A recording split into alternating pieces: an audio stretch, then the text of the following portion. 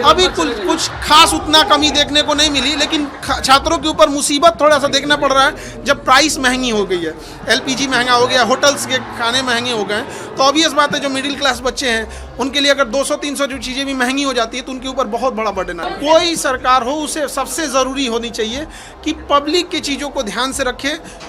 उसे महंगाई, अच्छी एजुकेशन और चिकित्सा व्यवस्था बेहतर होनी चाहिए, लॉ एंड ऑर्डर बेटर होना चाहिए। अब गवर्नमेंट कोई भी अगर ये काम करती है तो बेस्ट होगा। यहाँ पे बहुत बड़ी संख्या में बच्चे आए हैं वहाँ पर, और मुख्य उद्देश्य यही है इस सेमिनार का कि बच्चों को शिक्षा के प्रति कैसे जागरूक किया जाए, शिक्षा से वो नौकरी भी ले सके,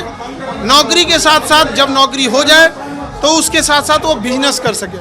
इतनी लेवल पे ले जाए वहाँ पर ताकि उनका अपना भी और साथ साथ देश का भी विकास हो सके, एजुकेशन के साथ साथ वो एक सभ्य समाज को भी दे सके। इस बार हम बोर्ड वाले बच्चों को भी पढ़ाएंगे। रीज़न क्या है कि हम लोग जब उन लोग बच्चों को पढ़ाने आते थे हायर एजुकेशन में तो उनका बेसिक्स बहुत कमज़ोर होता था, तो इस बार बोर्ड के बच्चों को हम खुद पढ़ाएंगे ताकि उनको बोर्ड वाला जो बेसिक चीज़ें हैं साइंस और सोशल साइंस में बेसिक चीज़ें दूर हो जाएं और वो फर्स्ट अटेम्प्ट में निकाल सके। एक ट्रेंड बनते जा रहा था कि बड़े एग्जाम को बच्चे 4 अटेम्प्ट 5 अटेम्प्ट में निकाल रहे थे, उसका बड़ा रीज़न था कि बोर्ड वाला जो बेसिक पढ़ाई थी वो कमज़ोर थी। अभी हम लोग के पास 100-150 टीचर आए हैं पूरे इंडिया के अलग अलग कोना से, और अभी इवनिंग शिफ्ट में कोटा से बहुत बड़े बड़े टीचर आएंगे जिनके लाख 2-2 लाख फीस थी। तो अभी नीट के बच्चे, जेई के बच्चे और बोर्ड एग्ज़ाम वाले जो बच्चे हैं, इन सारे बच्चों के लिए हम ये कहना चाहेंगे कि अब आपको 2 लाख रुपए फीस देने की और दूर दिल्ली कोटा जाने की अब ज़रूरत नहीं पड़ेगी। अब आप घर बैठे ऑनलाइन भी पढ़ सकते हैं महज 2-3 हज़ार की फीस में, और पटना में आके ऑफलाइन भी पढ़ सकते हैं ऐसे बच्चों को जिनके अंदर प्रतिभा है। और जो भी बच्चे इस बार बोर्ड एग्ज़ाम में टॉप किए हैं हर डिस्ट्रिक्ट के, इंडिया के किसी भी डिस्ट्रिक्ट का बच्चा है, अगर वो बोर्ड एग्जाम में रैंक 1, 2, 3 है तो वो कोई भी पढ़ाई करना चाहता है उसे हम फ्री ऑफ कॉस्ट कराएंगे, 1 भी रुपया नहीं लगेगा बोर्ड एग्जाम के बाद। अब उन लोग को, अभी हम लोग तो ये स्टूडेंट्स के बीच में है, अब पॉलिटिकल लोग उन लोग को क्या डिसीजन ले रहे हैं वो ये लोग को बता पाएंगे। ये बेटर वही बता पाएंगे हमसे बेटर, क्योंकि हमसे आप एजुकेशन का पूछिए,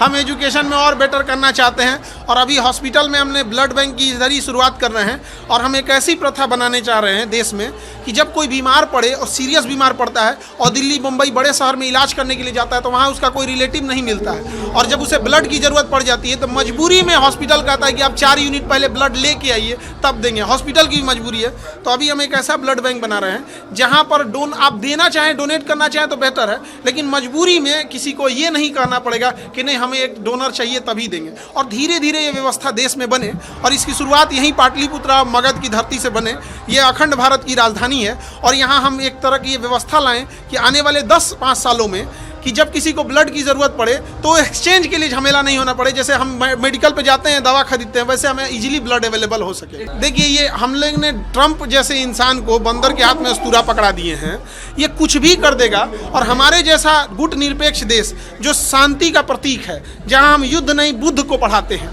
हमारे जैसे देश को लोगों को समन्वय बनाना बड़ा कठिन हो जाता है कि एक ओर जहां अमेरिका और इजराइल और यूरोपीय खड़े हैं, दूसरी ओर हम अपने एनर्जी सुरक्षा के लिए ईरान जैसे पुराने साथी के ऊपर रहना पड़ता है। तो हमें पूरा बैलेंस लेके चलना पड़ता है। अमेरिका के हठ धर्मिता के चक्कर में हम अपने रूस जैसे पुराने साथी से भी हम दूरी बनाते जा रहे हैं। अगर आप ये वीडियो YouTube पर देख रहे हैं तो हमारे चैनल को सब्सक्राइब कर बेल आइकन दबाएं, और Facebook पर देख रहे हैं तो हमारे पेज को लाइक करें।